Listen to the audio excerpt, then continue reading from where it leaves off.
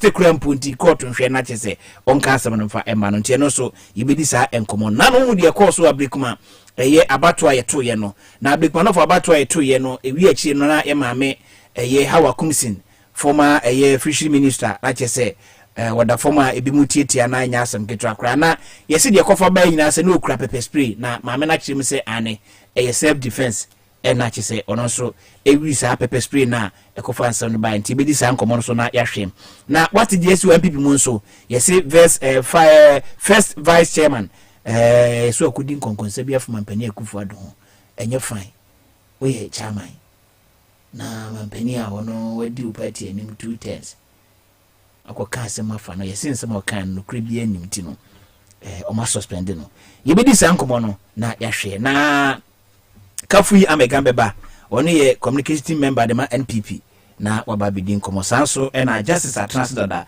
justice yebo president de ma Progressive Youth Federation Ghana watranse ibidi nkomo na yetimi ahwe na bibi yetimi akonkanti ne nkomo we eni nkomo pi aika ho na ibedi na yahwe na yedi mu nchechi mu nyina de ama na editor kwasibuafo atranse Vovantion boss papa abomboko hey papa iti ko Ghana de papa de ni o na o Ghana de wa kasi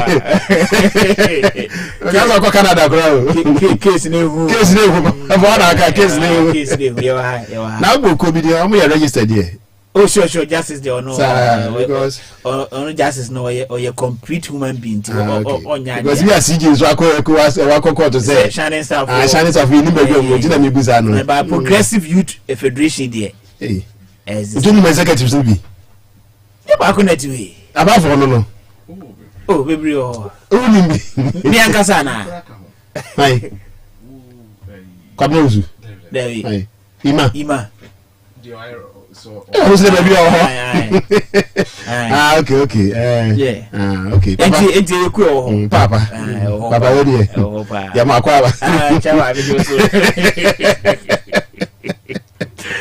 so group of SMCC na Agrasco court na mama part court once any case no yeah criminal case 15 years the man no wa file appeal say 15 years no appeal court okay ano odinti yente so man nti yente so man o ma start ya o ma file a see en share date nti no yes ne ko amasaman high court say o ma file appeal dia ye ma ni mra fie kwa sa appeal no pending no nti wie na ebona na je wasan konsan say amona na ja watira ni fie na court no say dabi madam san koshim nti na nipa ko gu amasa na Ghana for so pass ma aje na video na enye izo nipa ko gu ma be minim so ebi so ni aje ko serious na Agrasco pa na the camera person organic camera nti police for me shisha ho no say rough video ni bi wo no ma na immigration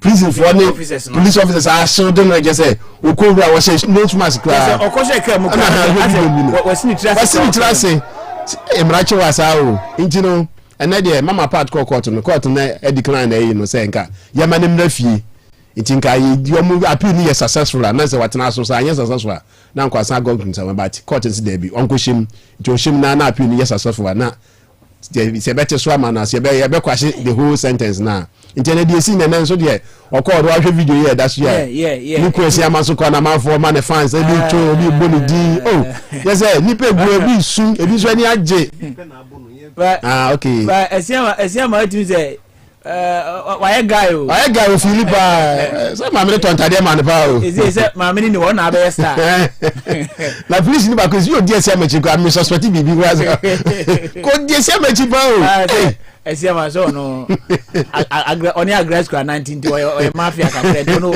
oni mi say de name city ya video ni bi ji agitade enti ebusia oba Facebook a top media police na make an oba no he obehu say video ne da ho asa mani bebrebe ex omo ni mu say ma ti say ma bibi kura say onya ko be ko na so me hu ba kura miss be kura me hu ni interview bi a ono ka say we nim say siama ye guy sa we so ye dwon bi no di ma me na chi bana no hu siama no so ye guy pa ndi we kwa so ko siama e dia grass kwa hwe no amant ma hwe bana amamo na chi o we na chi pe plug say the man e bonem na siama de siama no mo na foso so wasa e dey use grass ko be si aka grass ko na kana ma foso keke bi siama we nti agide course o court no no say in case we no osane oni sofo biblical appear and also high court and omo call ya tete so na me open defense no nti tete go say free some aba high court no appeal I don't see a criminal case open defense again oni sofo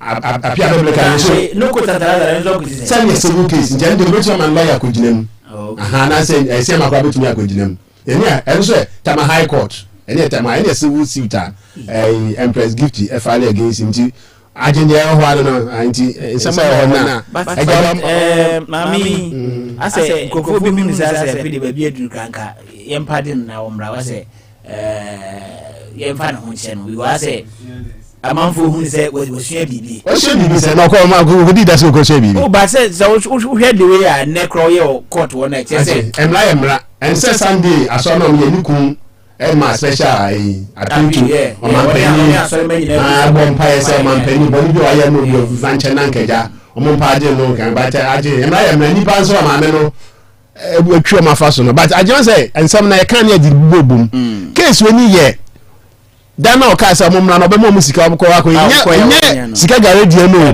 jama kwa se enko chi bigger quesa ta no ko obi oju sika garage sika ko ye complain there's even perception say so ocho ko na to police woni an kokoro bi amfi ntenye sika garage na but amafo say why be ya sorry no obeye sofo na o ka say obe ma 3 billion that night ni send the satanic advert na satanic na che no in terms of amafo ke ba cha say boni awaye say amafo gin say boni awaye no dose nti na edi ni na afofo na ija yes sir Ghana for obi grandpa how waju scans one ko report one ko police station to baby amafo say omunum ko fa e ma ye bu omo ye ku obi an ko ye case obi an ko ye case nso obi an so mfa ho da be so why you can one you feel obi an fa ho because there's a perception say police for no ho na no na like you were compromised somehow because what omunum be bi omo ye oba ha on my area for betimi aka say ma me ko ase ne be but omun feel wo ko san ko so be bo intino ama na sam na be yeso we ya ze obi ani adi akire no na me ko kaso na me ko hu somebody be si ni ho never know hu asedu ha ba Christmas na wabie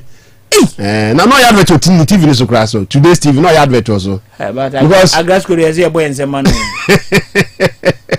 na say that no say ajamda na one sami jemfi asami bayi say the sound oko aso ka say u be say nya that favor ni bia owonku ho bra na betobi yes okay no so Muhammad Oshia no de Ghana must go na be kwa ko man power anything no ko ha gi ne wan ko help me crowd okay so for mu wa ko ha gi president wan ko help me help woman power woman Gaddafi woman Trump no co pressure no co tantalizer na do ni video bi was me ye mafia it agene dey na ba man for say social media no so nye omo de biem tinga me na me pass nke mfanto ma me anim physics director in some creative room mananka ya one week go ye back kra ma he kra nka so whether she be in the mood to do it kra because we just be in court of course you answer wa for like when we say emra ne chiva na chill because one na anwene ho one na anwene ho maybe she was ignorant of all those they know you no nim say about do that far but say high lawyers said it that can say that make I be no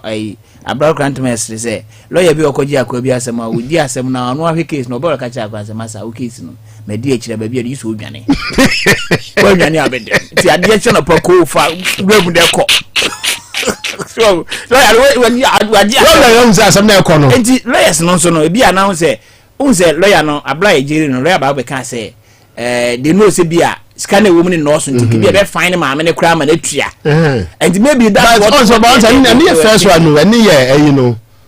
I shall take advertise and a panatin train against but there can hear this defrauded by false pretense. Yes, you offer offense, and you carried between 10 and 25 years. Tell me two.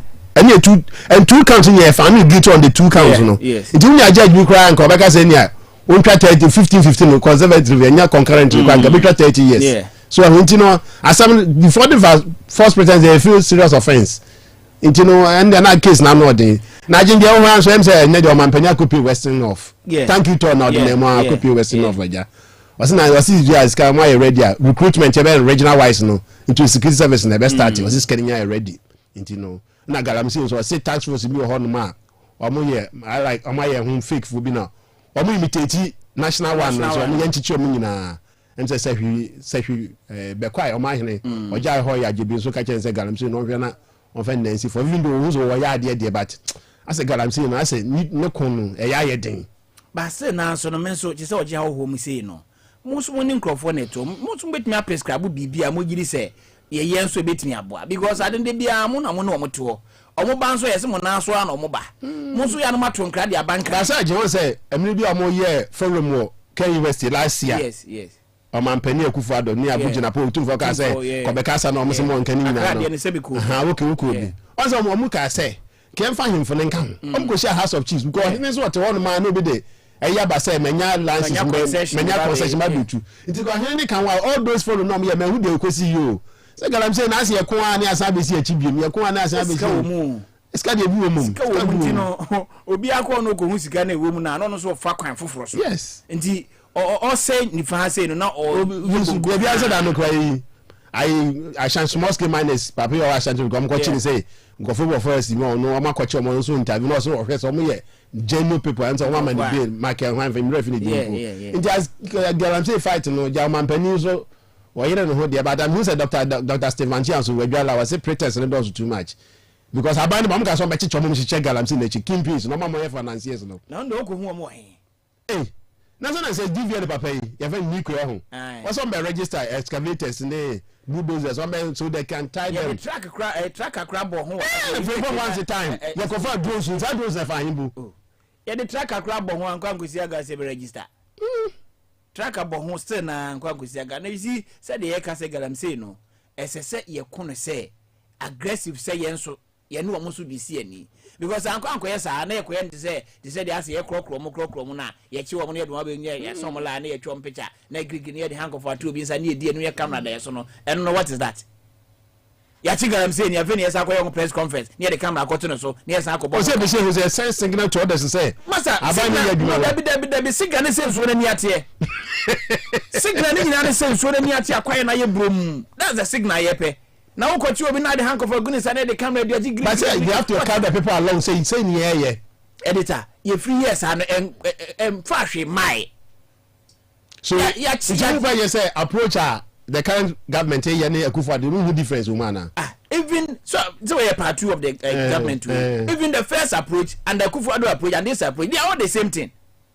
they are all the same we say Nkrofo kakra say about we Nkrofo so ye o say so it's the same thing bibia no asesa say na make can say approach na ye na ye pen say evidence ye na pese ye hu ne say ye be hu sensuo na ni ate say de ade esi wanimi ate kama na obi atia ho ato no na yakwachi nipa baako ye de na kwagina court na no ho asam ne ye kasa manfo guram ho so tu galamsey ne dey yakra say forest reserves no mu ko guram no kra ba bi kwa na say forest reserve I say obi ango ho no so me na that's na make can say ade baako a me so mugidi pa de bia maka ne say say you na se baby we see twa dem o say yenye galamsey say omo dey buy no bia community mining no be community mining dey still na e be san akoye galamsey na but yen di make say e bia ko community na age ye dey galamsey fo na small scale miners adza galamsey fo dey just small scale mining no say ya na dey akata so sa o ye kan ni akọ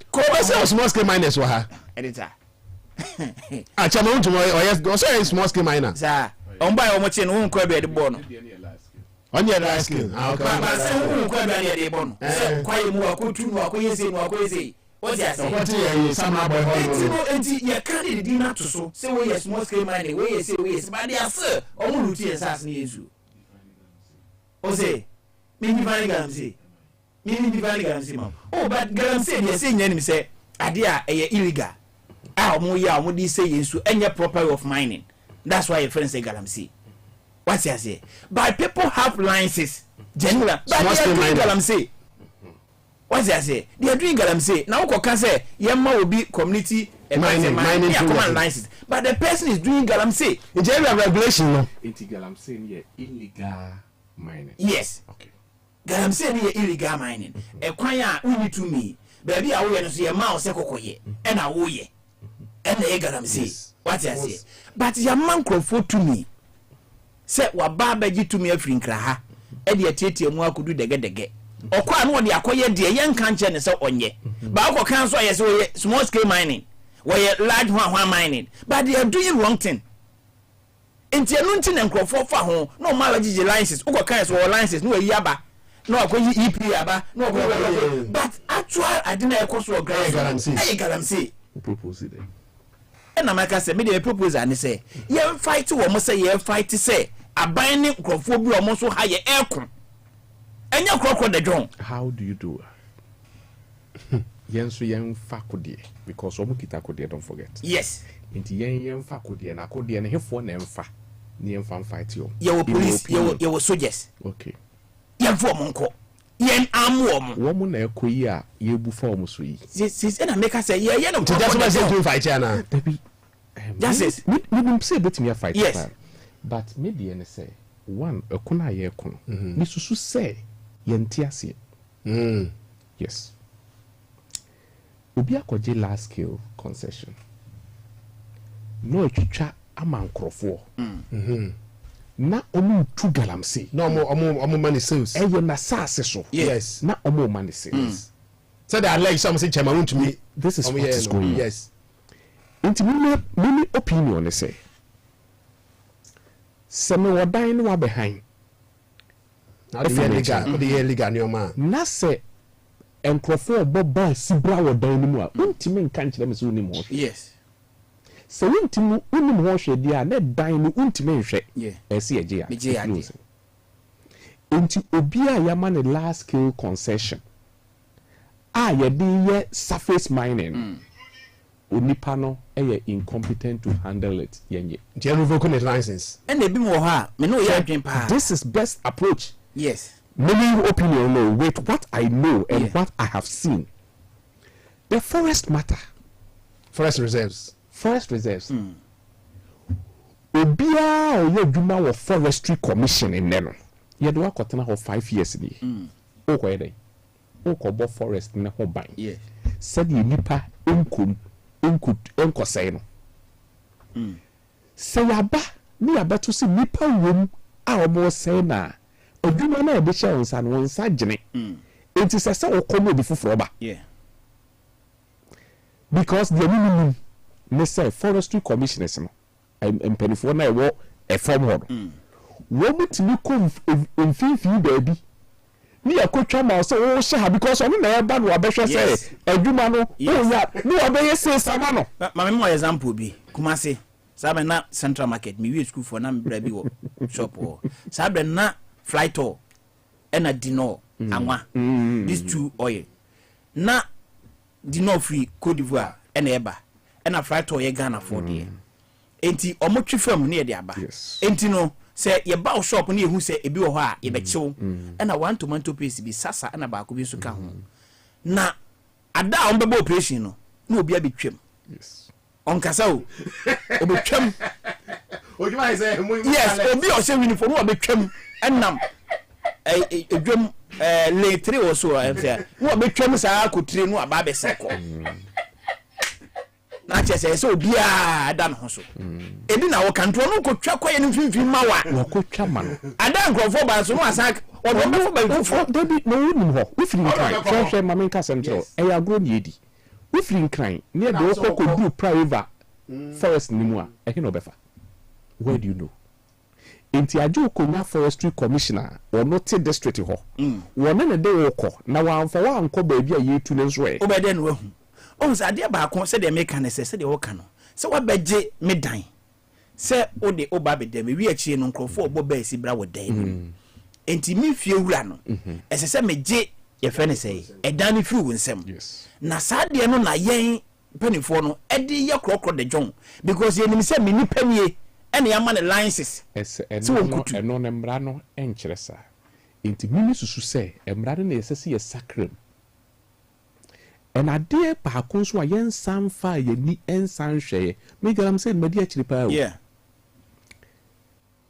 Small scale yɛde maa sɛ ghanafoɔ ɛna ntu ɔhohoɔ biara ni ho kwan sɛ ɔyɛ small scale who ska be large scale mine who ska be large scale mine Chinafoɔ wɔ kuro mu nti sɛ menya license na makohu China ni ɔmo hɔ no yɛma ɔmo facility no ɔmo de aba hwɛ Chinafoɔ na ɛba ha no yɛ nipa ɔmo nyɛ obiara wɔ ɔmo kuro mu but ɔkra sɛ ɔkɔ Africa kɔyɛ adwuma sika bi ohia bi ɔkɔ bank ɛde ma no interest rate ni ɛsɛ ɛyɛ fo na ɔde atɔ excavators no ɔde ba bɛsi yɛ kwaeɛ no mu a na watu now in the past yɛwɔ large scale ɛne yɛwɔ small scale saa small scale no ɛyɛ deɛ yɛyɛ ne kɔlikɔli no yes the moment a wobɛ introduce machines industrial machines no atra small scale nti obiara wɔkita small scale licenses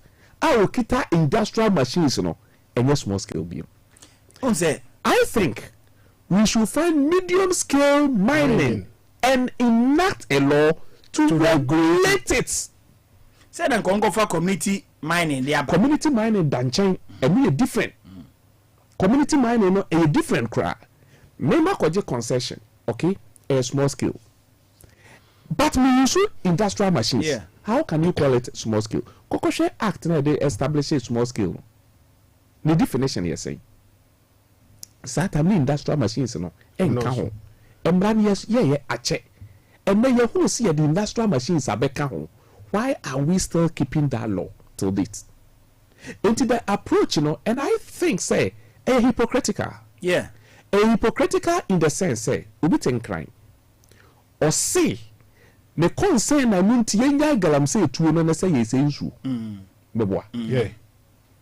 And what crime and o ka me kuro mi pra. Pra nsu asem.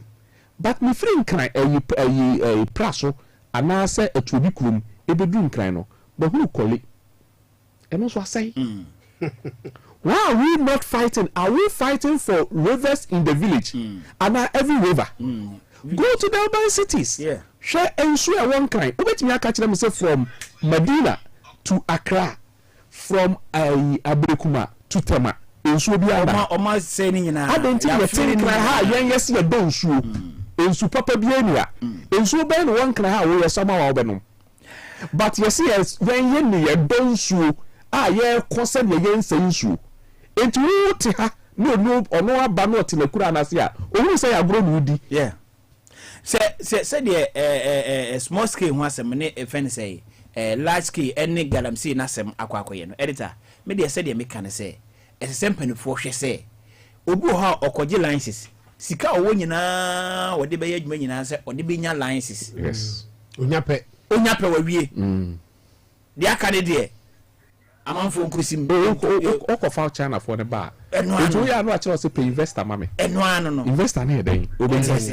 So ni ate asimi ni yeye. Enti aban no nyire no ho se wo mo aya ma mo licenses nyina se de bre bi ya mampani akufo de ba ka se obia amfiri ho unkra licenses yo unkra licenses obia amfiri ho obia amfiri ho ewure nim ene obia amfiri ho so yemfo ya no de tran kan da bi enka ne sa se de ye kan ba bia gadam se agi ayi pa no esenke akoye military bay kra ho Na no kra wom ne so ne say ohini biara a yetu galamsey wona asase so no oka ho me kan ena so mes obia pa just can me so because man point na we me say man point so you go mine so omo mine galamsey wo obohine asase wonu asase obohine wo o see ye too good wo ne ho concession o kwaje a ohini san almost so what do the criteria Emra say certain parameter away from the river body yentu or him no ti krum ho and we go see yentu ho also be the criteria free incline by but we were criteria no no sign sometimes so politicians na perform no obi fa so say I don't think we be krum or say me yentu ha yentu obi bi nsu krum yentu I don't think say a politician now, politician, you're politicians, they are a WhatsApp politician. politicians need our cry. How did you be cool or say me? Me name to you, cool, I'm paying to you. Obi so cool or see me to you too. Why? Well, I pay a mechanism or Jahoya wasn't ho, say you were quite area into Galamsey or Honor. Or seen on by mentioning my infinity or Omoka man, but you too, Omo. I say, ever the breed. I say, the man come out. Your car. I think so. Yes, and therefore, and I see we need to. Yeah, we need to. Okay, I know this is not the inside. Near here. Obo sasi ni di ani affect ya correct sasi verify. See two and you two and one be some question. Minimum hini bia wa kan wana no several times sa. They say check ra. They say 2 pounds. I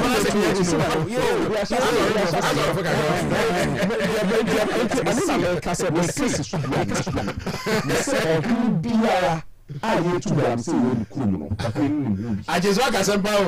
I'm a coming to so we to acquire you to come for crime music. Obi obi so aye no be boko so be wo masa. Thank you. Oh. Yes, I know. But when you have uncle. But yes, I raise one issue. What's I'm saying? Or my penny Mahaman's raise issue. I think say, and then most Dr. Steve Mantia, I betray social media say, we should stop this. He said, once the beer come in, I say, Bani Nama Johannesburg. I say, mine and Amma, we might say Canada Monka count, but compare Boasi to Joburg. And the whole thing was that. My omo mining no Joburg mining omo South Africa mining omo free South Africa one ma but Ghana there no I want for you to know it's a man penny after take say Ghana should own our own mines. I think that is a good idea, but I want the government to have a national consensus on it and be a national forum for any infant tuning Ghana for we can own the mines. Because there be a better answer. We try tax Nike. I can be 1 billion, 2 billion. Are you interested in mining? No, it's an interesting area. You to go from once more than 100 years. Obuase de no more can Johannesburg. I agree needy. One, me matin Obuase. Okay. Bako. Okay. Minimum. Okay. Na no kure wum say. Johannesburg no. Aban anko fesika anko sidayo. Na share the mining concept e wo mining. Se obi ti kuro bi so. Na otu good. Na Oneska unsidan ukrumo okusisi kru because onim degradation one year ukrumo any effect into any investment ho bi okusidan ukrum se we nya bi no ntu owotu sesi one na matic he opako nkru ne so nyina kokumase komanso manso ni bia owo gold otu gold bia owo ska bia no na yere ne ma etikumase oho no oba be pesca obi o ho na ote ho dada obi ska no obesi dan okumase obi o ska o manso bia no o dan okumase enti dan na ye fe no obesi wo kumase sa manso ho na ye to gold no o si dan wo de ho o dan wo kra dan na nse ma se kumase fie no to the measure say enti ebele dan no be o to gold na ye okay me feel say Sankayadi a national policy. And I ask myself, say, I didn't think I didn't encourage. When you me say, Mama, and no one see boo. When you saw Bossy or he was it? You need him or was it? Or was it near? And yet, for me, I okay. Nasasia into a henny in your Bossy. Inti obia utwa saase mu obi no okoje krata na obeje wo formula inti kamimi susu se otumfo ena saase no nyina ye ne dia one formula hene nkambom ene aban nkambom ukono bua obo eye fe ne nyina no ene se de kwatie no o besi dan ya nyeso unya sika wo si dan ya no ko si o asi da bia pe bia nso o koji asase a ye bisa o dan a wo pese osi ye hu da bia ye de obeko ye deliberate policy by the chief if you na manya akopeso e ye de saase she ne bai o besi dan a also wo pasase a na ebisa wo plan wo de kwa hemfie etu wo kire say edan a mi besi ni say ne tie dia ene ye de wo kɔ ha etu ho no duru a wutime tawo nu saa no de afiri wo eye policy enti sabai the policy they say obuase sha ko ho ahwe dan a sisi obuase enti sa wo besi dan obuase a eye plan see ana say dan style say ni ye pe wa so ru so no wasase na famo obi a onu eho so na on develop say we see 4-story building ase ani ni ya dia so ni emienu ya ne dia eye fair bill I don't think that's our policy no only this policy no bet me dey develop yo and yes I want to make cancer and no good say onu nko sisi dan IFM policy obuase but just want to make cancer aban so say on pesika nko sisi dan IFM kwa nsi obuase but just main point is that the president can say Ghana should own mining and I think it's a good policy we need to form because the bad politics person of what they come away it is Ghana be say na mines because Newman for mine they were achimo there no Newman there no say no more ton because say abugina pomo can say almost more ton na mo but I think the government should have done well in terms of mobilizing Ghanaians go friend of Ghana for by 10-15 mo magina mo ton yes I na China for na beto sa mine enye no correct unim she me debi ameka enye no person say unim they say the Ghana for only a mine na one yentimi oni da say sika de eni ana say Marincho make me akase call Minerals Commission last scale mining na wa no Ghana for edia bro 60% but on paper but obi an fa so ba akokọ nkobo for we be na dream problem so because last scale no practically underground mining machines and equipment we dey use from akutu good from as we no enough senti ya bank bay ne Ghana justice no don't go there bank bay ne Ghana ha obetinga no obi a $1 billion but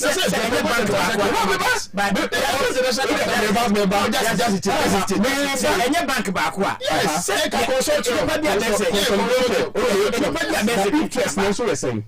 but they can go borrow outside now who has prevented anybody from borrow outside justice that the sick for say hey baby I'm vote do the so ni so ni ku kuro mu a me na ba ko o se ba de ni dan si obu ba se ka e sika o for say o sika but when they call into the mining industry all these companies are about prosperity no me no we are not the economy for using scout business so we can also gather some and then own it yes it make you say Mr. Ibrahim Mahama say come expert for Japan for Japan some donor we come to from cause dem am only mind back me bune pa me so escapa ya mudi ba me bi escafo okrom a omo sika bebre papa we zoom layo what do you intend to mind okay only make concessions say akwati so remember hold on we concessions so on fan sanka ba kokora why untimi yes enti ne yeka say so now say bia zoom lie on Ibrahim Mahama engineers and planning account yes EMP na o Ghana for mienu abia adwuma ma na ye anyway adwuma na ye because let me say on say aban ye fa be di aban 100% if you say the man Canada for be I just say I dey Sam George and I say aban no mutumi ncha so mo fa this Ghanaian for no mo I Ghana ni ba ye dey be man no say you should make it a business called the Kobe filling station say Ghana here I think we should give some of this to Ghanaians on there. Yes. It's go and then I'm one culture because I think say na studio ha Aje esa na ojite aje esa no mena o mbegna na abrofi ba no metu go do mo say crash ba ko mienu bi o so ma ye adwuma ne ye bonya mfom o mo tata say ne ye bonya masa no be selling na akọ bra e dey say o team dia boska no ma ko ji concession ma te se be media se be media ni bo ho enye de bo aso ne dey na shento kwa o mo ne da o me so kwa mo ko no nye ntokwa na o mo ko no say company yes yeah but o dey imagine share sa mining here ye dey bauxite here yes look at the way yeah I think you when I make I say we over the policy be too much okay this country we I bet the deal too much I think me ya don ma yin too much maybe dey for judge maybe dey politics maybe dey politics too much maybe we don't see say we are national yan ko da bi over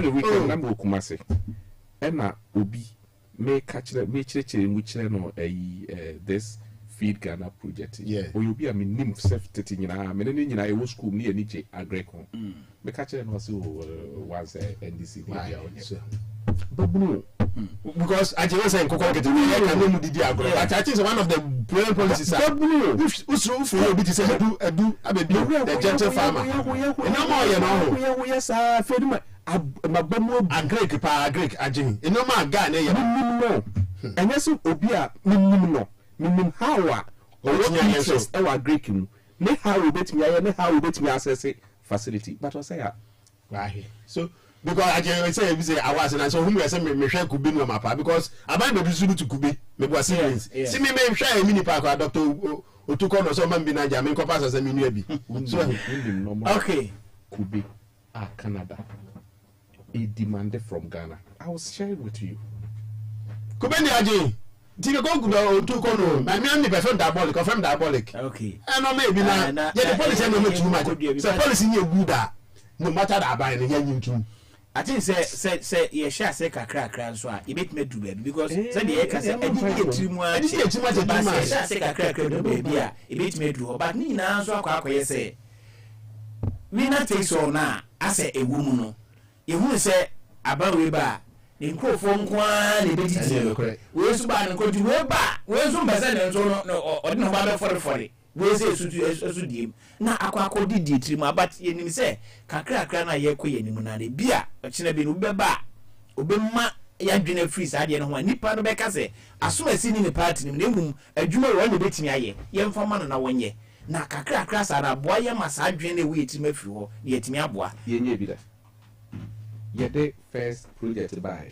Boris B who doesn't know Boris B BBC but look at the year yes you do the poultry business edruye what is the mention say and no make me say can't power my NDC we elusu election because we thought say I don't think a way if every other side na o man that opportunity nti me and yes had ya me nyere me ho nya adwuma ma party no e ma onfa nkomo hoho emedi but enke no seti to no e manka aban obaye no e be continue and also oh there be Ghana ni me so ye adwuma na adwuma na adwuma pa de a ene ye nyina nka momi enso na sere a enka minimum emfiwa ka ekọ beres minimum me ka to so say nansen ya ye nua animado ekọ Professor Kwame Jan law professor Legon we be family project also no an nko for MPP from be amfi no nansen on so mo be ya go the time of friend ba no ho so be boa no say the time go concrete project no na the farm na je nye small farm o Professor Kwame Jan we share the farm na ti abanka so boa no pa in terms of nkosua na nkoko a enye easy ti e fa politics na e fa to baby Mika edu baby kwa media megin say constitutional review committee yom ye adwuma ye campaign period ye 2 years 3 years me nye campaign obi antan nye Ghana ye na budget too much no we try me ko thank you to no so too much enkrofo bi so adwuma no a omo so ya to be won be kasa saa kwa kosi aje asema ye kan ho wo de voice bi ho ma afenye mark voice bi ho okay we try about man na asema ko parliament that is a very good party obo bani ntie okay okay, what you say? Akaka. Gekpa. Ka preno ba kore. Okay, I'm seeing top radio 103.1 final point ena wasubusu awutie no enche bia na Kafui Amega Atrase Justice the Medical Tenenka na fe yene omonso etimedi nko yentie afenyo markets of parliament na yemra the private sector including this Akokon Ketenkete. But Mr. Speaker, my question is, what support systems have we put in place to ensure that these investments, when they go, they come? That should be the focus of the discussion if we are talking about our economy. If we are talking about economy, Ghanaian politicians, we shouldn't allow things to implode. It may be too quicker than we expect. It can just be one morning, and the very people that we failed to discuss the challenges with will say you are failed. Mr. Speaker, look at the turnout. Look at the turnout in elections 2024. A whole Greater Accra, where we do a lot of the political activism, 55% turnout. It should tell you they are getting fed up with us to say that, hey, you guys, what are you doing? We no more can trust you. Look at even the Ablekuma. We were told that 6,000 voters were in the 19 polling stations. If you add the figures that we saw, at least those ones that were officially announced, almost like 2,000. What it means that just around 35% decided to come out and vote with all the noise. So it tells you that even people, our people, the citizens, are losing trust. They don't have confidence in us. And, Mr. Speaker, we must wake up, limit the politicking, limit the partisanship, at least dialogue on critical issues. Not enough to say the government has done so well. I am not taking this statement with a partisan eye. I am happy with that courage in bringing it up. But I'm asking that if we don't do all the things that Mr. Speaker have raised, and we don't get a bipartisan support to move our country forward, and we continue in the path we are all seeing with our eyes, Mr. Speaker, how do we sustain the economy and our democracy? Mr. Speaker, enti ura afenyo markets na ono odi sem we tu nti editor say otie nsem na wo kana ba me sometimes de bia na say de wo kana say Ghana full su interest of politicians mu no now yes mo kan say me bebe wa ye nyi o ye nim say we also just talking because said they okay no masa obi so masa jaja de o kana na wo one dey call for one say dey na manfo hu say ye nyi o mo say dey as we are pretending because so dey okay and them who so can the same thing. Turn out and ban ever from you. Last election it was maybe less than 70, less than 70. First time get something. Yeah. It means that among for losing interest. And people think that we say one way and I get near can say. Yeah, I time everything to consul and be so police and me makora bi. So it's not say as a wake up cause you put together politics here be too much. You pay this and too much. Never be national.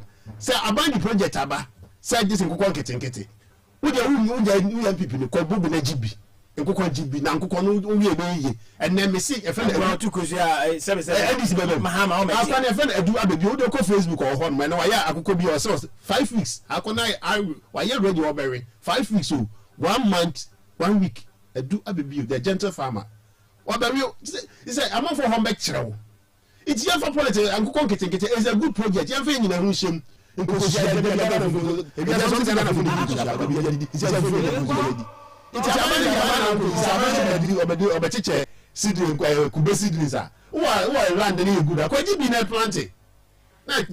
Canada for demand of money for Kubeno. Easy. Now here you could be I say I cray. Yeah. I think of from that my first year Kubangana bana. The same thing now so come be politicians here. So said the can say about so watch it news. Oh any say Yakobo de Rosa word a for constituency a for. We move for near from the just from Basa. And this I don't know yes I buy na eche na se ye biem e de amase obi biara o ye Ghana ni na owo sa pepa no ewo asase yakohwe na asase ne de amana eno na ye but e be hie eche ne ya de akọ constituency na the police officer business constituency wife officer be no chairman to ko eso we MBB Germany bi yen nan so e ba yen nyan so be so nti agye atem de mate na last one na afi minya okan ne ko yesi haruna dusu say teacher license exam so si 30 August mo ntwam na omo mo teacher for no mo feli na yansa mo by 30 August mo ntwam but the on chance say ye de be kan a teacher for no ayi am show school no it won free school man mess am be exams biem asa na adeku ya say license dey say here license dey say here because here Ghana un kwala ba say dey na campaign time na e course no dey me ma dwe ye me say they thought say ehun hia baby teacher ni school we baby yes sir and this for kwala starting last time I'm starting here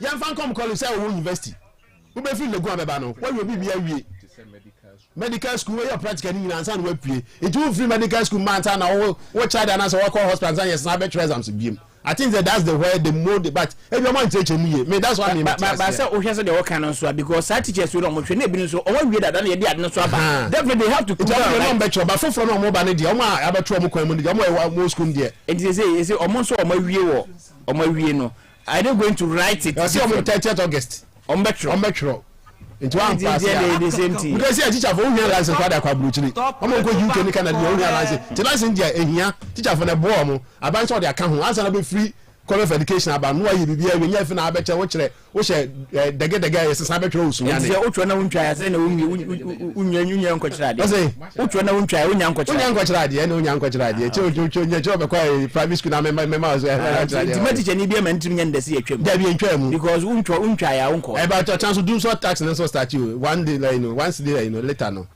start you at 19 no em say ni insurance o just an insurance enye just an insurance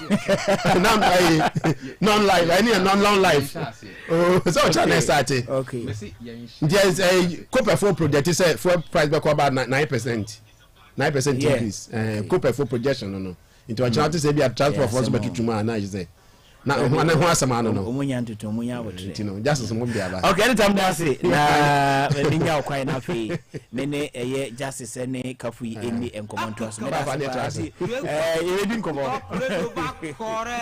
awa we see top radio 103.1 final point na wasungu so uti no 7 minutes past 8 ya tena say ba be di nkomo the president John Dramani Mahama say fuel allowances we dem na appointees no watwam waya de ne yemo nsem no na ye behwe ho asem kafu yina de last of eche ba mame ene oh yeah oh me kura na me ye ho ama nkrofo kura prefe eso ama wa mame debi oh na so what ya na me ka wa mame me kura na wa akokan say ye ti crewman sase a na wo ka kura se dan mama mfo kura ye enso kafu ya mame but enye hwe into the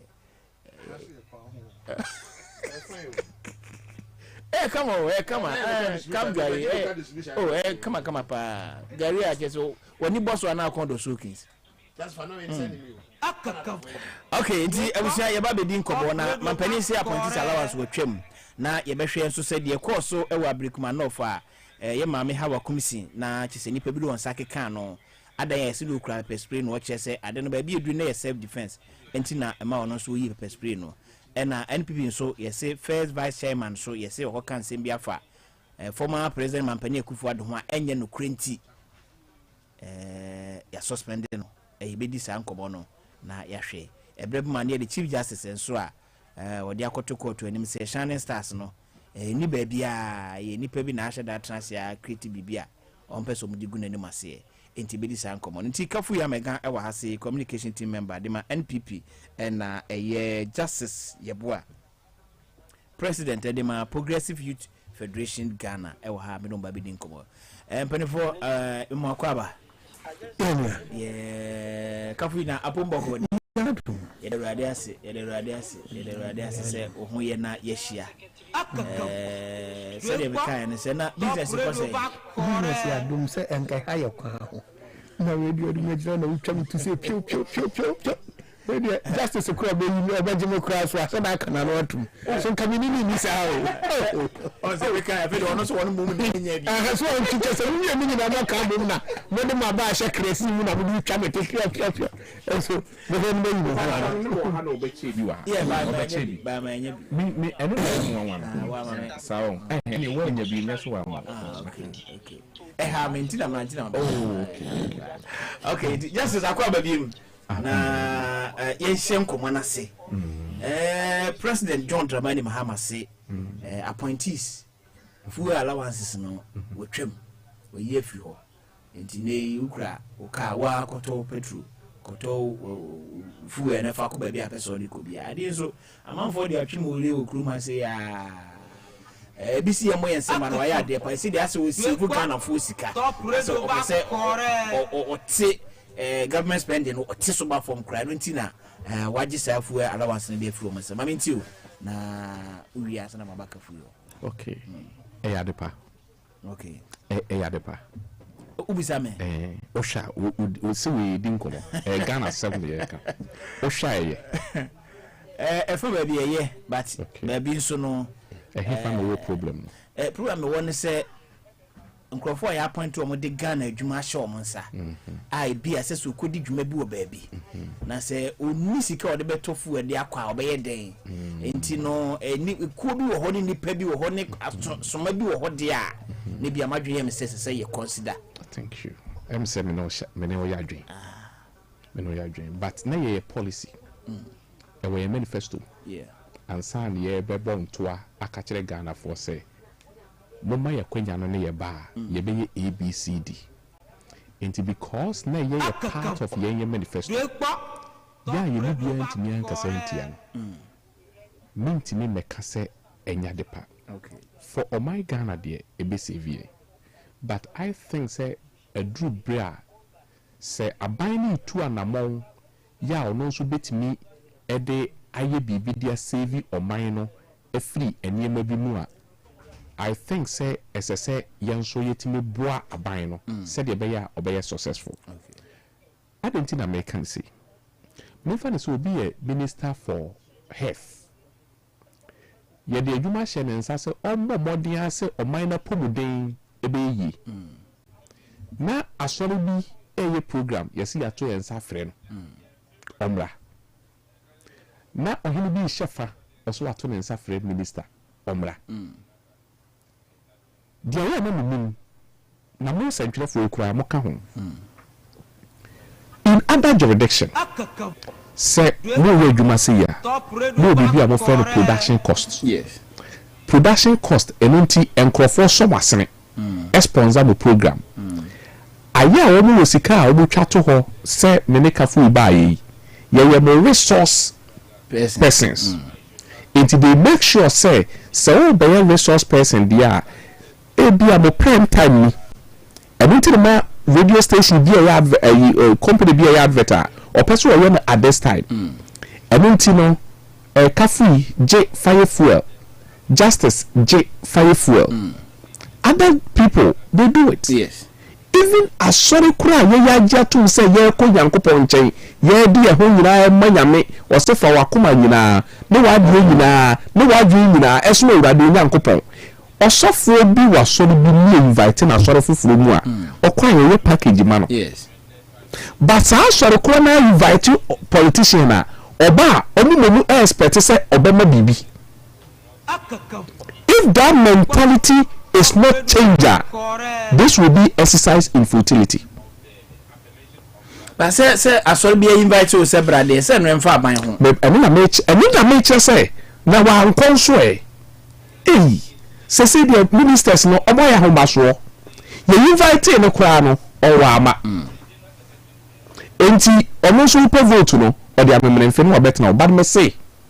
Adenti no osofo a madwuma was factor ne ho no say ya dwuma e dia ma nyankopon no so nya dan kwama bi ba bi di neti ato ye invite no asore fufuro mu no ba ye hwe na chi se sofo free district e ba local how do you receive sofo but I didn't invite politician wo ho dia onu ye mfa saa de ni nhia no na mo ye sa kra expect say obema ye bibi so for ndo nya adwuma bia na politician no so adwuma ben o tianka o appointee ye tua so for ka sorry bit is Pentecost ye tua so for ka sorry bit is Methodist ye tua so for ka by law so for free district local.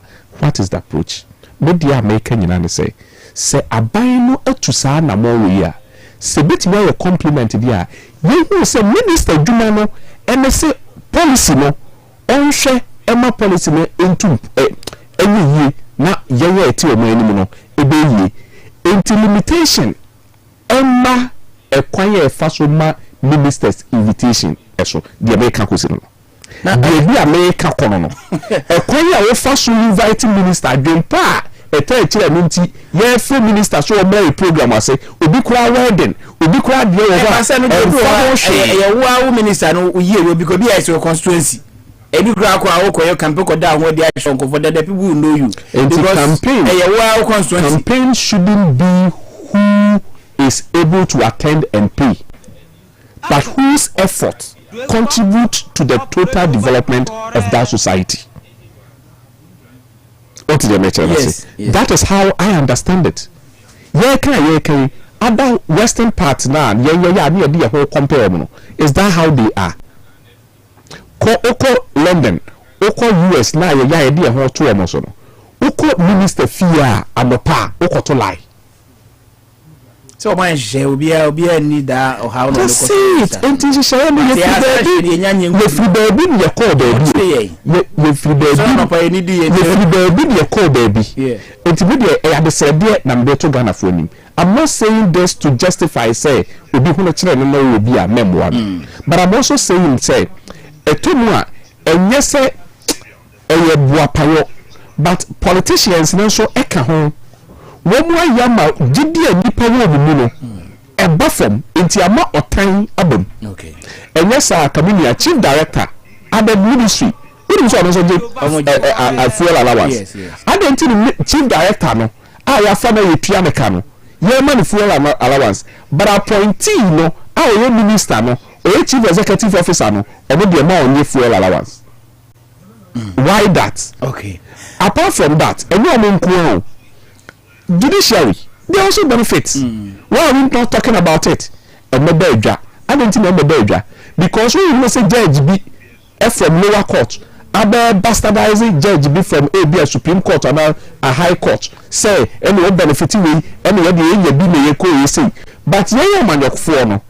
Enka MPP any opposition. We don't say me aka free better ha already on tesa there. Say be man say we so nanka wakoko fa list of NDC for omoba omo benefit no abeka no nya sen eno nya sen eno omo di esika ni omo so ko position na nya so yakasa na ma omo mi for no ehunu na afei otan aba omo no de sa nya ma we nyina akọ we de ye bose a ye Ghana for ye biso ade a eya na mo papa a yetu nemum me feel say as so mindful na yenye yete o mani mu no yensu yetu anabo bi edisia a be positive so that the benefit na ye nyina ye hwehwe no yensa beka okay na de sere dia me da say it said there ye de one Ghana to fu so anu ka say ye de boa energy sector na management na mama sema me kan ni say e ya de papa na emu ye hwe say ibenya accountability from it. Say afini du na se minister ne koye budget a omo yin 11 cedi na ye no sika ye nyaaye de ye because ye ntumi ntua se 11 cedi since akopem se yesu beba because a challenge ye be se de fix it na ye wo se ye timi fix it sa na me hwe anim se asema wampani akan eye na emu no sa allowance na ya gini nyina no ye hu se ye cut it down full allowances to appointees no this is how I yet me earn this is what we are going to use to do na magana for it me anya sa kwasi ko no gina kwanti a ebi ayaka but okwase no na se na amanfo ogifu e de ko kan yes we de official na gisa akoye asem bebrebe enti se de okaye no e ya de papa de mum de se de me kai no se bia ba bi wo ho a consideration bebem because ye bibia na betuna ka se nipa no because official card no use e de no koje private food edikogum so e fi ha eko wareware for the same minister of health than say I know what on. Joe, I think say no money there. Official there, and no say bo ha private allowance say month we see can see. It we free call wale invite to for program. We will say yama who scanty we be call. But I mean you see a criminal. O ba se bi ni say ye mo e fe ni say almost agigi coupons ni ade. Coupon e kan ho e no bi ade coupon. No, and you be able to coupon. Yes, it did the can allowance. What is the better answer? It's because the minister free hammer or qua, and you be able to depend on Jumana or don't find a forestry commissioner. Our government appointee, yes, or qua, Uncle Jim coupon one boy. What is the better answer? But the can allowance of it will free her air call some Aqua Juma. A Canada ones will do a okay, I think said the can be and Chimunus beba because official friend say duties are be free Accra Echo Sunyane Aquaye official inauguration and also official Bibino Banidi. I don't think say use government car or they con one they call ye bet free allowance me say on for the sick and koto. I said government car will use the yeah. You should be here. The challenge in the policy. But I think say, I this is for about you know party me and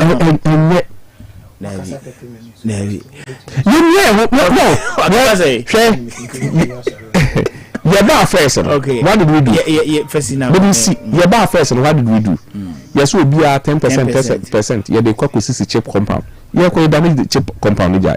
You will buy. When we do na into a party for no bia no muso ni age yes you be atete hu into osia na onyabi ma no ye bia news right be that say we call a friend say Kafui Amega ho without portfolio justice appointee without portfolio now appointee no ono appointee no ono na appointee no so a day special aid and I say a day when I make us one appointee without portfolio to the appointee the amount done of full man without portfolio I'm saying without portfolio they would not pay so then we pay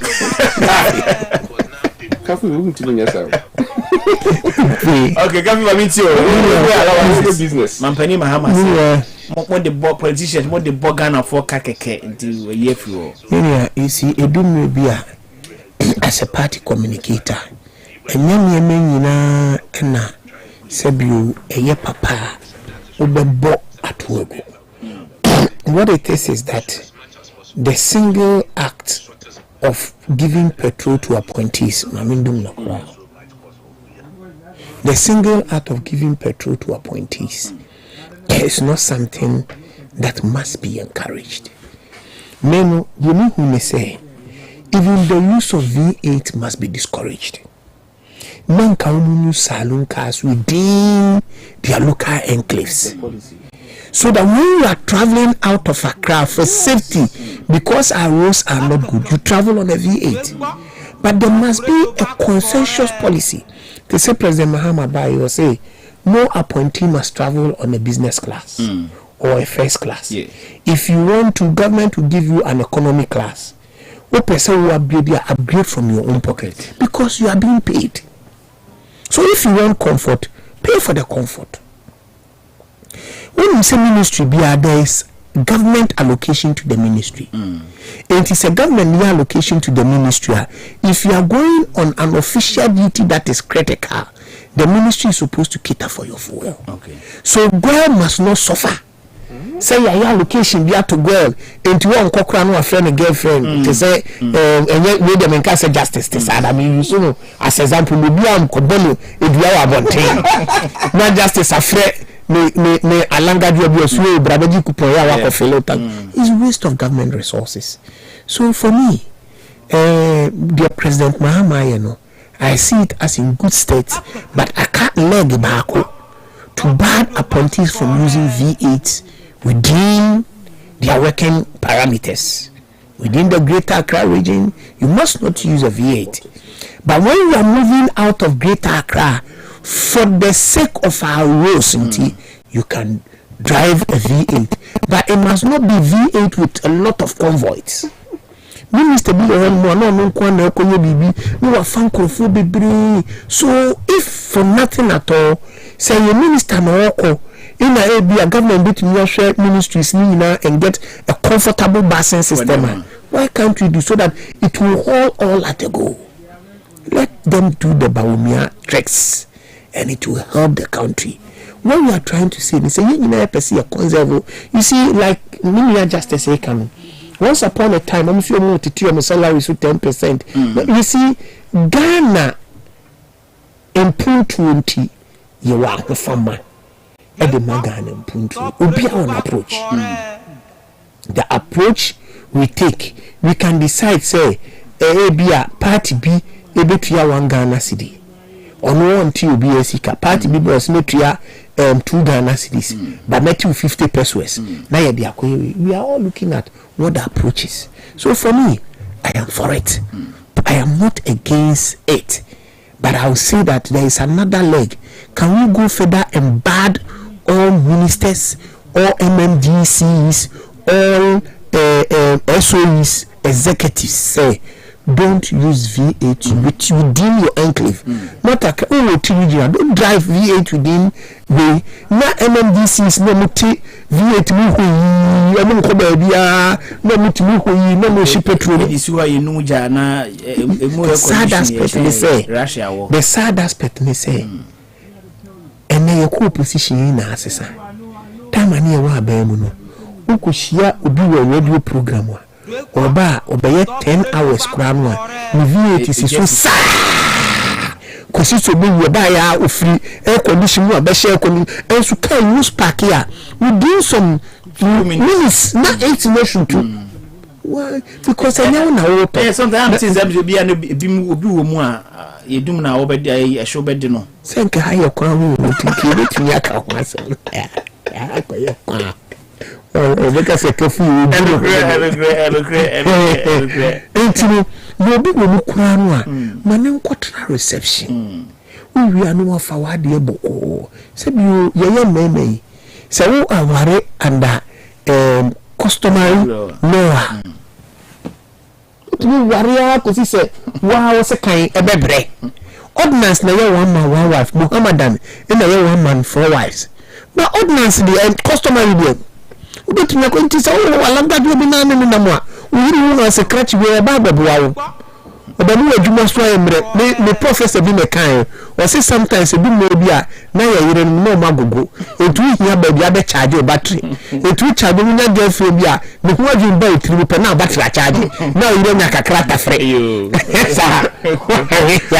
Now we have a problem. The 2 minutes, yes, sir. Only she a bicycle. They can on a lighter note, but on a more serious note, if they are using saloon cars, the consumption of saloon car is far better than the V8. And the V8 in Okurano, we have to say a big crime move from V8 to V16. You know, saloon car they have 2.5 liter, maybe a 1.8 liter. Sabai no tamo bako 1.8 liter because Okwa baby do. Yeah. But the car must be decent and rugged. And I think it's a good policy. If only we can hold it on and then make sure that we get the impact. And like the impact you said, remember you the quantum that has been saved. So that we as Ghanaians can also say, indeed, this policy was good for it. We appreciate it, say, but don't bring the policy that they be now quite say and touching it. No, children before for us, and you swear nobody maybe about that will not work. And that's also a girl originally now, so I'm a girl. I am for so so. All right, may I say, my first second one, and shall see through her. And I know a brick man off the course or abandon a 12 name, ye mammy how a commissioner. The course or pay na ya kasa de tia na man for say o crap pepper spray and nam sa pepper spray in na ma be mo so do mo sa keka na ono achichi ma chese pepper spray no yi no for self defense na o de ba be mo so hu say ase no ono so aboni trim pose bia o pobi nso ayi ne boni ntina o ko de pepper spray ko e ma minti in the next 10 minutes o na fe Abdulkumanov.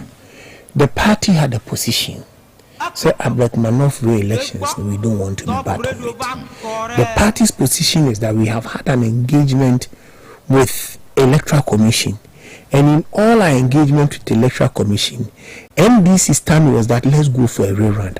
Our stand is that we have won, so we only needed to collate the 3 polling stations. So if we were going to collate the 3 polling stations, now NDC for some per rerun.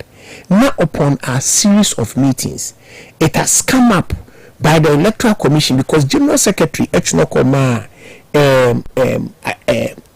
police say Adana Abdulkmawi no more easy protection and my own to quality 3 polling stations no because per our way no yeah quality we know that we have won by about 400 and something votes and already now scanning your pink sheets so we know.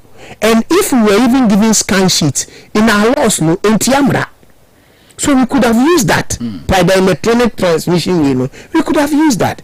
And at the end of the day, using so police in such a General Secretary say, and this is the Assembly Court. And General Secretary says we are an interested party. It's the Assembly Court. My interested party, young guy, no, union to be defended. You see also wrote back to General Secretary say, when say assembly our court, all we could hear is that you say your career run in 19 polling stations. Meanwhile, there was 3 and more contention. 19 polling stations, no mama just 7 days. Say your family boy on career rerun. When NDC was pitching a rerun, they were already in the constituency campaigning. We were saying we have won. So there was no need for a rerun. And what happened was that you say NDC were there. Can you say NDC? You know disbanded a vigilante group. And the vigilante group was prayed for Abdulrahmanov.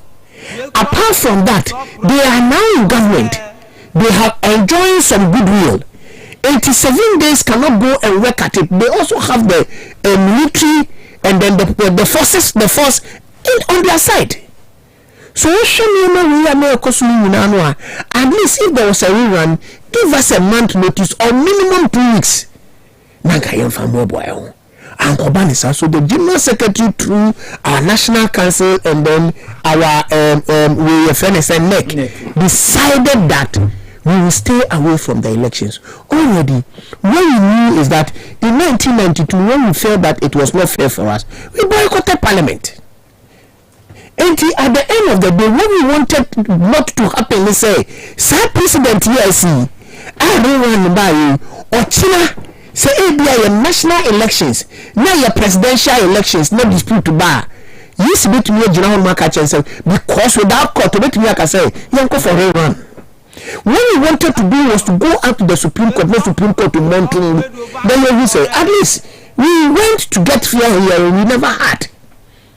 Because of the presidential ambitions among certain key people, share your parliamentary candidate say, even though it's a party nakasano, they still want to go for a rerun. And then they went in a share who's in Sanswa a buy.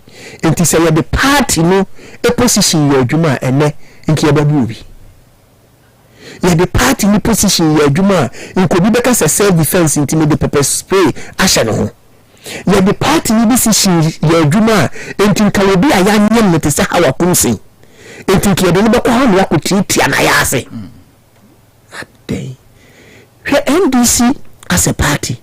When they take a position, it is very strong. There is no way Chairman Hassan Ketia will take a position and will be to say justice. Election and war from who born dog? Who born dog? Now MPP, I say you mean too much. And the ambitions here in those times when General Mosquito was the General Secretary. Presidential prime so we send up to say who born dog? I just see a beer my son went to me ako. You bring a champion nama, can I be a Japan nama, a bitum nama, a boy man son nama, on the emergency cadicua. And also nama, it will be a cadiope. You see, and then they disregard the party's position. push the woman into it. And the clear feel will push you be say yeah macro no other cock play a role who's over the Mizagano. So we speak for the party's mind, but the party's position. The party took a position that don't let us start the president. And the same president here I see what China I some cow said to me Danny, now you're person you use and this they can say Yantia say your coco, now you're using as president say now some time is to send you a zero at East. Some back one and Naka and that's what and that is what we wanted to avoid as a party. Say you stay off in the fire, we will still know that posterity will speak for us. In 1992, people still have sympathy and say because of any amount of the transparent ballot boxes buying. So we know a BSC pay. All we wanted to do was say in KBC for coming in other country. But I share the back on the but entirely nigga beer. What you say can be chilling the name, what you're chilling convo, Sikani, or Sunday Sikani share, or this one walk around to the was you. Say a Charlie Tosha Koran Kabi. You know, this shame you 10 motors, poo. You see, they were prepared, but 7 days. We couldn't have prepared like what the General Secretary says.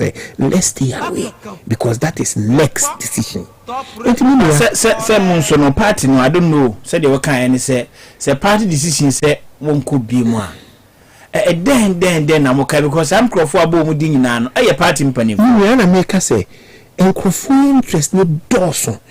He emra your call Professor Kwe committee by YCM reporting Emma Bontin. You hear people like Kenya Japan and we are speaking against the General Secretary. But when NDC did under Dr. Kwesibotri committee, General Asibin Ketia or Chairman Asibin Ketia can say report more from maybe. I mean, did you see NDC complaining? Every mouth was shut. But in NDC MPP, everybody is a big shot. And they think the General Secretary does not have the right to keep the report.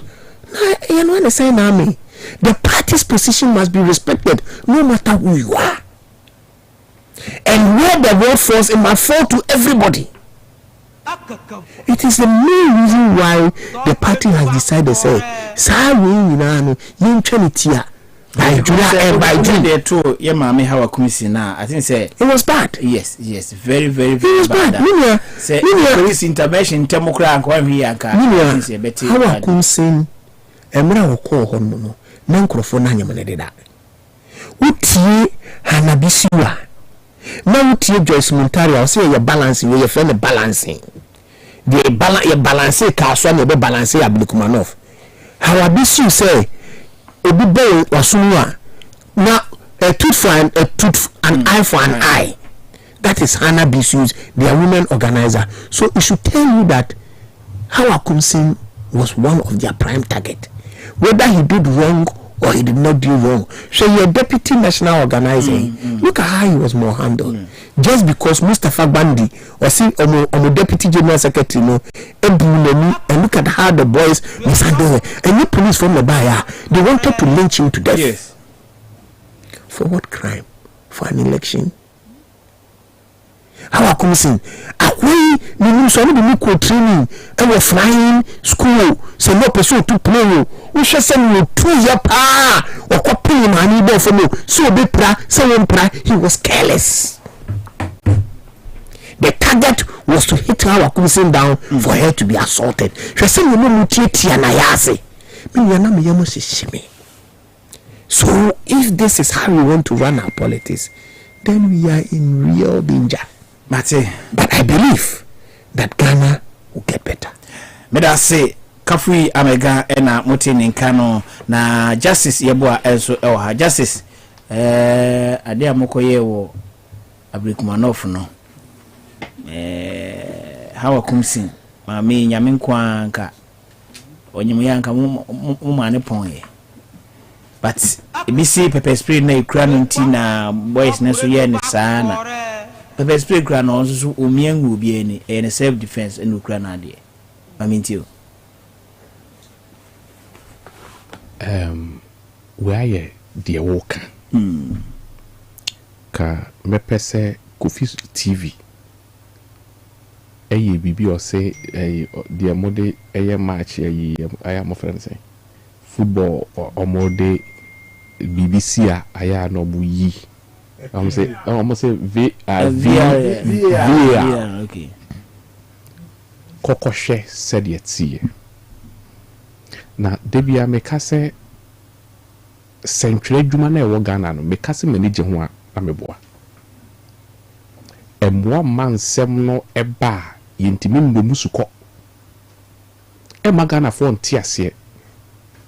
Nti basa na ye jasem na to ho trotresa. Na ye twene sere na basa obi e kan se de ope. Hwe video ni ye. Hwe video na ubehu say emrantie ni wosi. Ene how akumsin wosi. Mind you, how akumsin did not come to the police station alone. How akumsin came with not less than 20 people. Go and check it. Ebra will be do ye or did the car see ye. How akumsin came with 4 cars. She came with 4 cars. And we were now omonime exchange. Who say omo ba hono anyhow akumsi yi pepper spray ni spray. That was the time where that person jumped to her. Whatever the case was. Na no mba ha be den. And no na meche enti enka you better na he ka wona wo be catch them what happened. Yes century ni. Century for wo ho. Na be ho. No me ko but no me kokumase. Enti time where we see ye na me nam kwan so ameko airport. Enti Anthony. But mimi shia hawa ewo one polling station. Oshe hawa posha. Miracle no ni ho. Ma me nanka so contest election no ni ho. What happened to her?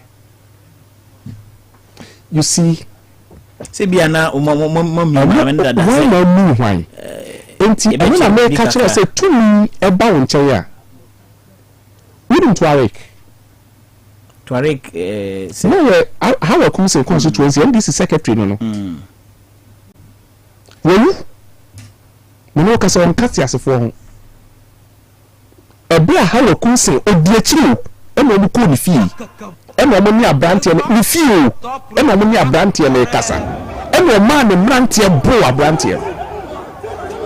Na dia mo fa be ni hweye kokko ni hwem abrante na no se fugu no fita no ko bisa so ya majoko be ni nipa wo de men person meka ho asem minister say police for hwem na obia no ho beka no yentwe na so enti men person meka ko na we be hwem no I'm giving you a lead me say abrante na no se fugu fita no you two ye no You two no chef Victor no shikutu. Double rabi. Dio chef fugu fitano. Ah no yemu na. Me chere say dio chef fugu fitano. No o video o chef video na ha but no video. The part as about you na isro. Na me chere me aha. Afi she ha. Yes. She eni to bi o she no wahu. Eni. Dio chef fugu fitano kona wana. Abeba obi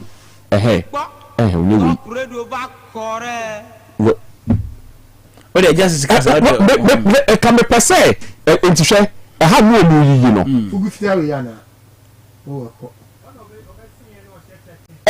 do secha na wa betwem no ono a me say mun konko bisa so ofi amanoku ben oyamajoku ben nim eninti ni ade atam asem bisi ye no a mitieti form no na ye me say NSS kwa MPP form nchichemi no eno omo dia be ye duma wo ho the about we mo go find out shenanim no find out into the report no baba bonte it me conclusion me draw ye enkama anti we na enti commit me aka kire say MPP form nchichemi na ene ba ko be shame ma ha ba kunche. I'm telling you, but say MPP chichi mu no. Emi hu ni say akodu da ayiwe na wo ka no. say a presidential no and say presidential no presidential no the women organizer there. So you know the women organizer effective presidential.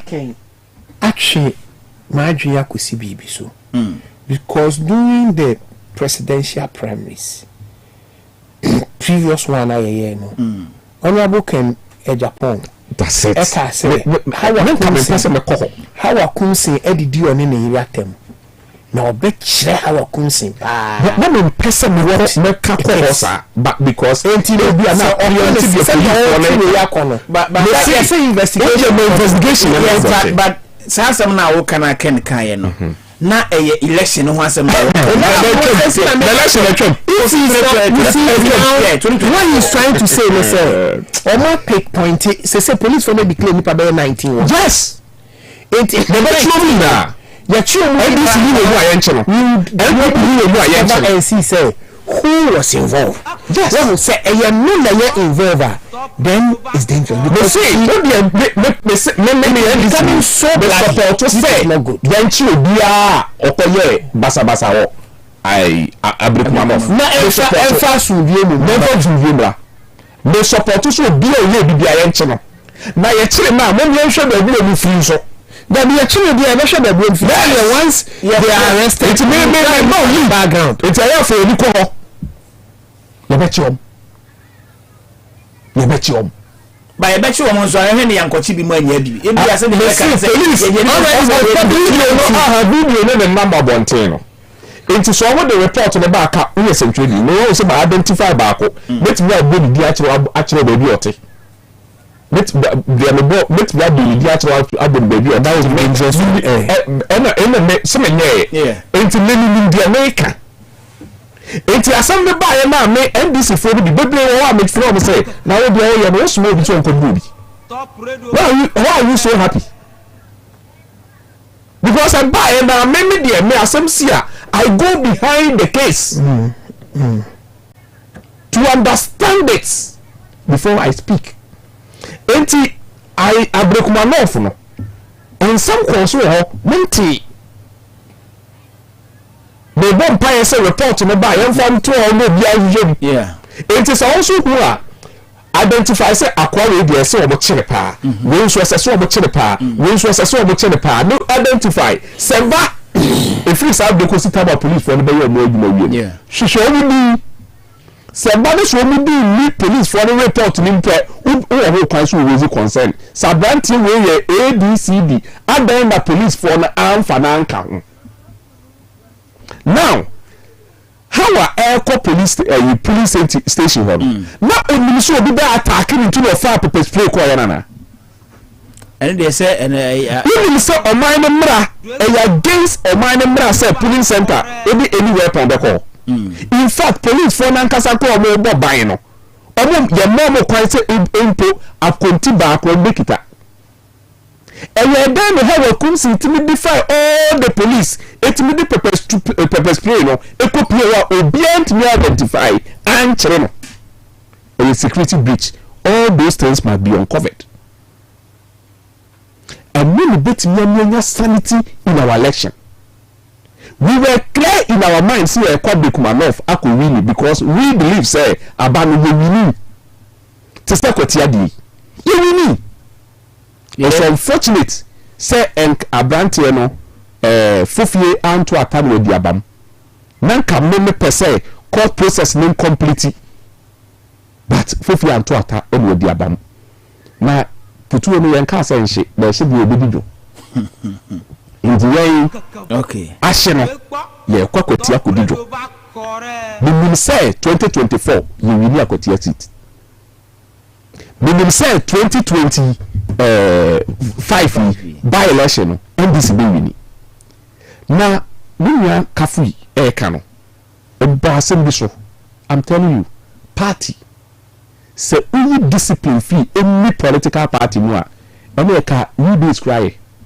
Me da say ma say how MPP 4% omo magana 4 be serious ah okay so essential omo candidate no what can happen in NDC if any say party say yanko peace say me neko no on one ticket NEC is taking decision on even the candidate and the parliamentary candidates who supported by giving money. Because you see, we want to be firm on our decision as a party. And yes, I say all the candidates need now. Then America says, so when we do, because you see, we want to be firm on our policies and then the party's position. That's it. Because party's position is a one firm on it. No party na week. Okay, if there's no discipline, we have no party. First vice chairman now, you see office suspension. No? You see that news I inquired from National. It is not a news that NEC has taken any decision yet. Oh, okay. Say about yenya communique from the former president's office. Say on KBBasa. But you see, Chairman Bute has been noted for some of these things. On the call about on radio so koka say executives ni nyina faili enti see a election on no kura waka ho enya ade esi eto abama wo bia. You see, if you are frustrated per what you do, you keep your frustration to yourself and save the party. You see, if we see NDC as a beautiful party now, it is not because there are no differences. There are serious differences, but they swallow their discipline. They are serious differences because there is discipline. And I'll be to say, Chairman, say, on for again, he's seen it all.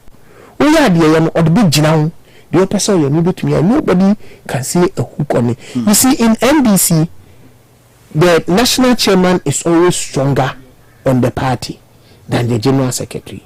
In MPP, the general secretary becomes stronger than the national chairman because he is the chief executive officer of the party. It may feel say they are all here and they are okay cano. Me, I cannot take the rein out of NEC or out of the National Executive Committee.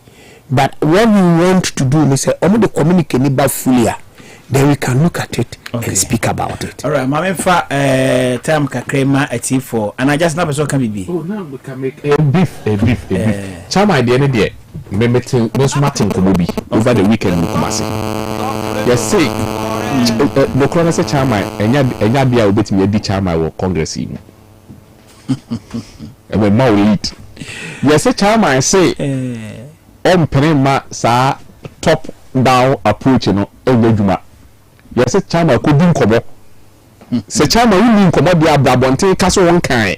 No mo see wo ko din komo ti ma wo ye chama na wo hwe yi a na wakosa nye egu mu garim. Okay. Anunti eni e pesa akwati kwan ne so dia afa so no menya sa. That's it.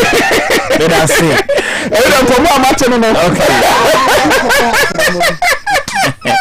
Abisia Top Radio 102.1 final point na wasu so witi no ma yemfa course no kakra 0303 944 684 0303 944